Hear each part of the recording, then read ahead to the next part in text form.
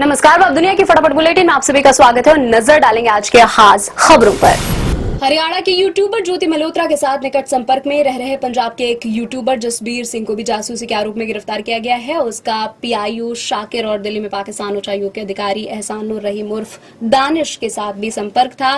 वह जान महल नामक ये एक यूट्यूब चैनल संचालित करता है। केंद्रीय संसदीय कार्य मंत्री किरण रिजिजू ने कहा, संसद का मानसून सत्र 21 जुलाई से 12 अगस्त तक आयोजित किया जाएगा। रिजिजू ने मानसून सत्र की घोषणा ऐसे समय में की है जब विपक्षी दलों के नेता ऑपरेशन सिंदूर पर चर्चा करने के लिए सरकार से विशेष सत्र बुलाने की मांग कर रहे हैं। नेता प्रतिपक्ष राहुल गांधी के नरेंद्र मोदी सरेंडर वाले बयान से भाजपा नाराज। पार्टी प्रवक्ता सुधांशु त्रिवेदी ने कहा कि ऑपरेशन सिंदूर की तुलना सरेंडर से करना यह बताता है कि राहुल गांधी की मानसिकता कितनी रोगी और कितनी खतरनाक हो चुकी है। कांग्रेस ने राहुल गांधी के बयान को लेकर भाजपा के हमले के बाद बुधवार को पलटवार किया और कहा, सत्ता पक्ष की यह सोच गलत है कि नरेंद्र मोदी भारत है और भारत नरेंद्र मोदी है। पार्टी के मीडिया विभाग के प्रमुख पवन खेड़ा का दावा, मौजूदा सरकार की विदेश नीति सरेंडर नीति बन गई है। केंद्रीय मंत्री जीतन राम मांझी का दावा, लालू प्रसाद यादव ने तेज प्रताप यादव को परिवार से इसलिए निकाला क्योंकि ऐश्वर्या से तलाक की सूरत में संपत्ति बचाई जा सके। सिताब दियारा से 15 दिन के पहले यात्रा पर निकले जनसुराज पार्टी के नेता प्रशांत किशोर की मतदाताओं से अपील, बिहार में बदलाव जरूरी है, नीतीश कुमार को हटाना जरूरी है। पीएम नरेंद्र मोदी कहें तो भी उनको वोट नहीं देना है।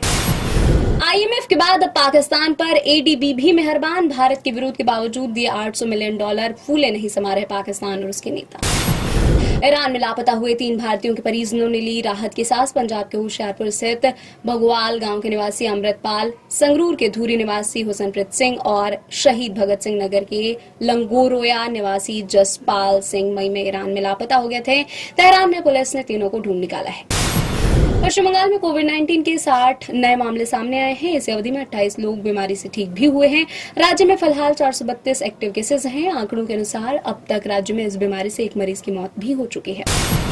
दिल्ली सरकार की भ्रष्टाचार निरोधक शाखा ने सरकारी विद्यालयों में कक्षाओं के निर्माण में कथित भ्रष्टाचार को लेकर आम आदमी पार्टी के नेताओं मनीष सिसोदिया और सत्येंद्र जैन को तलब किया। जैन को 6 जून को एसीबी के समक्ष पेश होने को कहा गया है, जबकि सिसोदिया को 9 जून को पूछताछ के लिए बुलाया गया है। मध्य प्रदेश के झाबुआ जिले में बुधवार तड़के सीमेंट से लदे एक ट्रक के एक वैन पर पलट जाने से 9 लोगों की मौत हो गई।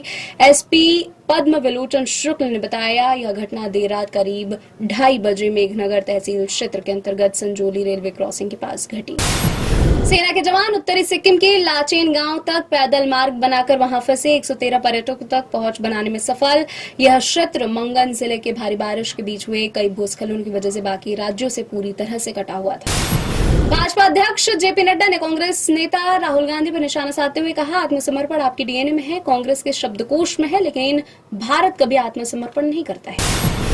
बांग्लादेश की अंतरिम सरकार ने कानून में संशोधन करके बंगबंधु शेख मुजीबुर रहमान की राष्ट्रपिता की उपाधि वापस ले ली है और उनका उल्लेख स्वतंत्रता सेनानी के तौर पर किया गया है। मोहम्मद यूनुस के नेतृत्व वाली सरकार ने देश के संस्थापक और अपदस्थ प्रधानमंत्री शेख हसीना के पिता मुजीबुर रहमान के चित्र को नए मुद्रा नोटों से हटाने के कुछ दिनों बाद मंगलवार को यह कदम उठाया गया है। IPL champion royal Challengers Bengaluru की टीम बुधवार दोपहर जब यहां पहुंची तो हवाई अड्डे के बाहर बड़ी संख्या में खड़े प्रशंसकों ने उनका जोरदार स्वागत किया। रजत पाटीदार के नेतृत्व वाली टीम का राज्य के उप मुख्यमंत्री डीके शिव कुमार ने हवाई अड्डे पर स्वागत किया। आरसीबी के आईपीएल जीतने के बाद कप्तान रजत पाटीदार बोले, हम सभी से ज्यादा विराट कोहली इसके हकदार हैं।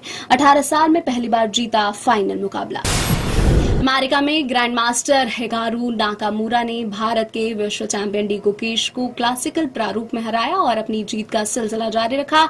अर्जुन एरिगैसी ने नॉर्वे शतरंज में फैबियानो करुआना को हराकर फिर से खिताबी दौड़ में वापसी की। गिरावट के बाद शेयर बाजार में फिर तेजी। सेंसेक्स 261 अंक चढ़कर 80,998 अंक पर हुआ बंद। निफ्टी भी 78 अंक के लाभ के साथ 24,620 अंक पर हुआ बंद। अंतर बैंक विदेशी मुद्रा विनिमय बाजार में रुपया 29 पैसे टूटकर 85.90 प्रति डॉलर पर पहुंचा। दीपिका कक्कड़ की हुई सर्जरी। स्टेज 2 कैंसर से जंग लड़ रही है दीपिका। 14 घंटे तक चली एक्ट्रेस की सर्जरी। पति शोएब ने पोस्टर शेयर करके दी दीपिका की हेल्थ के बारे में जानकारी। आदि पुरुष की असफलता के बाद प्रभास ने घटाई अपनी फीस। फिल्म दराजा साहब के लिए फीस में 33% की कटौती की। फिल्म के लिए दे रहे 100 करोड़ रुपए फीस।